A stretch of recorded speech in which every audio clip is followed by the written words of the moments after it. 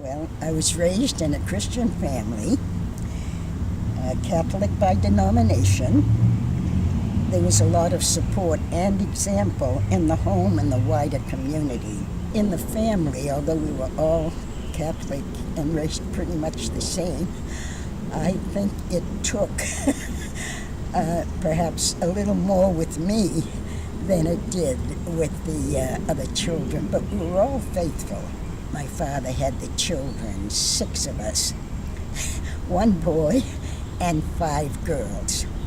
And he had to work, and he arranged to work as a split shift so he could check on us during the day, be sure we had lunch, and he would make barley soup or some other really good soup and leave it on the back of the stove so that when we came home from school, supper was there, although we waited to eat it. We had our supper.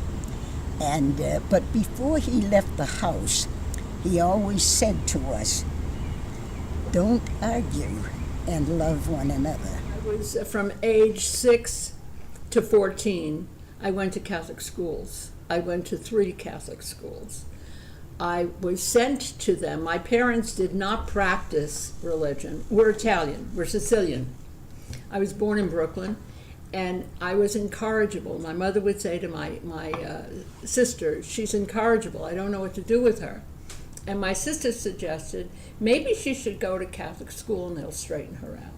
And I loved Jesus because he was a freak like me.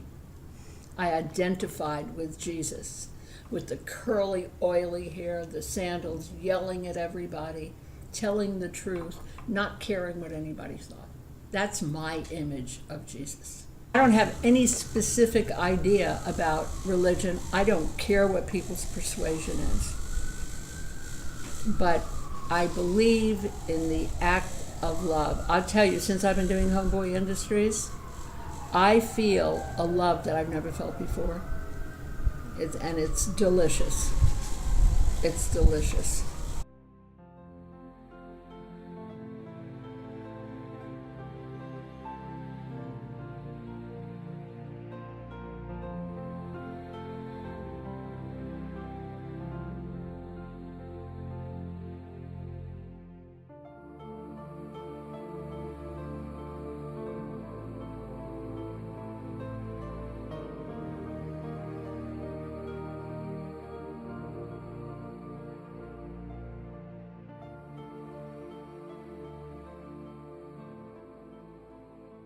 As time passed, and even as a teenager, I began some spiritual reading and was taking some of those, thinking over some of those things and wondering how to apply those to my life. I began to have an interest in interior things such as a practice of twice daily Christian meditation.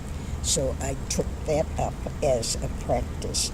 And I studied the writings of the great spiritual people of whom I was aware. And because I was for many years associated with a religious community, I was also exposed to great teachers. I become wise. I am not one of those, I'm not religious. I go to Mass every single Sunday to take the host. I want the host. And I have a friend, a dear friend, who's 75 years old, who's a priest, Monsignor in the Catholic Church, who he got to see me at my wildest and craziest and meanest and most spiteful and the most vilifying mother you could possibly imagine. This priest loved me anyway, and he didn't say, "I love you, I love you." He just hung in with me. He just listened. And one day, I said, "I know I've given you a hard time, but do you really like me, or are you BSing me because you're a priest?" And he said, "I don't like you." He said, "I love you. I really do." So that's my experience today with Catholicism that has never been like that when I was growing up.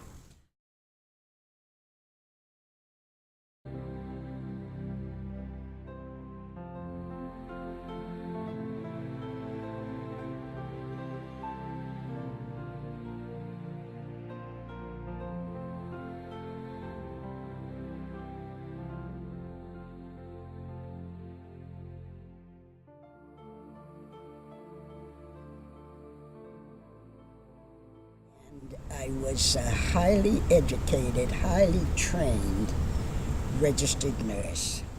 And I had a reputation for having calmed down a chaotic ward, and people were saying to me, even the doctors stopped swearing. So I knew that I felt I was on solid ground. So one Friday morning, I was on a rare three-day weekend off, and the department head of the laboratory was also a sister, and she came over to the convent, and she said, she was very upset. She said, Lucy, you've been demoted as supervisor of the third floor. I couldn't believe the words that she was saying, but I knew that they had to be true. She had told me that because I was headed for a nervous breakdown, that was the reason I was demoted.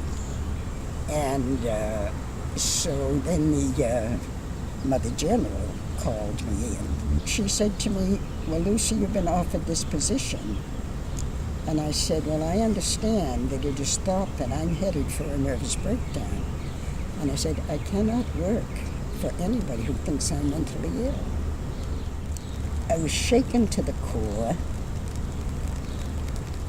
and it was the first time in my life I had ever felt that kind of insecurity in my person. I was disgraced in the community. I don't want to go into some of those details. But I had taken the stand that I was going to be silent, that I was not going to defend myself in any of the situations, that I would just stand there and take it, whatever it was, and integrate it. That bad things can happen to good people, and that in the long run, and it might be a very, very long run, they are blessings in disguise. I was pregnant in 1957 with a man I knew for only 2 weeks. That was a horrible thing. I ended up in an insane asylum. I was stoned on drugs, on amphetamines during that period in my life. Taking care of an infant by myself was a struggle, was a major struggle. That was a major crisis. And I didn't have religion in my life then. I did not have any form of religion or belief. I just went crazy. And I want to let the world know this. It's okay to go crazy. It's okay to have a breakdown emotionally. It's not a nervous breakdown. It's an emotional breakdown. And if you can go through that path instead of around it, you will get your answers. And that is my journey. And I've had several of them. And I am telling you, I am an enviable human being today. People want what I have, but most people don't want to go through it. They don't want to go through I'm not saying go through agony, God bless you if you don't have to, but any dark place that you're in is a spiritual experience. I totally believe in that because I've experienced it. That's all I can share with you is what I've experienced. It doesn't mean it's the only way to go, but that's been my development, and I'm so grateful for it. And today, when something isn't going my way, not tragic. It's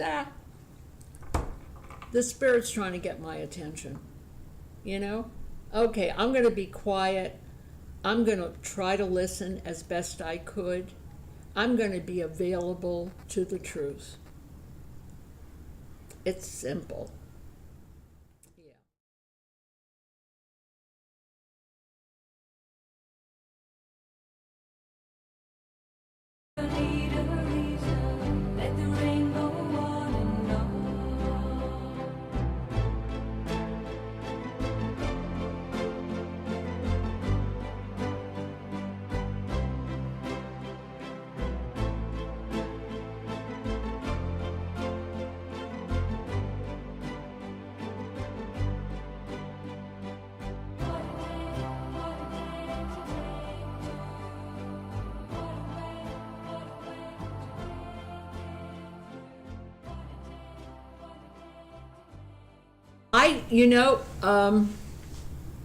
I think about the journey of life and living, and birth is a painful experience. It's a scary, the brain of the fetus and the infant that's in the womb doesn't know that, but it's struggling and it's painful and it's unknowing. It's the unknowing, and they come out anyway.